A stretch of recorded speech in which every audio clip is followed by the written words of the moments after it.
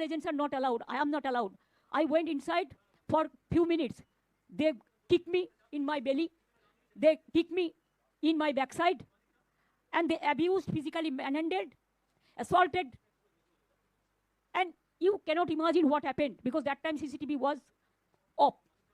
So far I know. I have seen the CCTV footage from inside the room. Then I was sitting there. I said, unless and until the counting is started, the strategy আমরা পার্টিতে বসে ঠিক করব। আপনারা time to time জানতে পারবেন, চিন্তার কোনো কারণ নেই। কেন, কিসের জন্য? আমরা তো হারিয়ে নিয়ে যাবো। হারলে আমি যদি শপথ নিতে যেতাম তাহলে আমি রেজিগনেশনটা করতাম। এখন তো কোয়েশ্চেন ডাজন্ট অ্যারাইজ।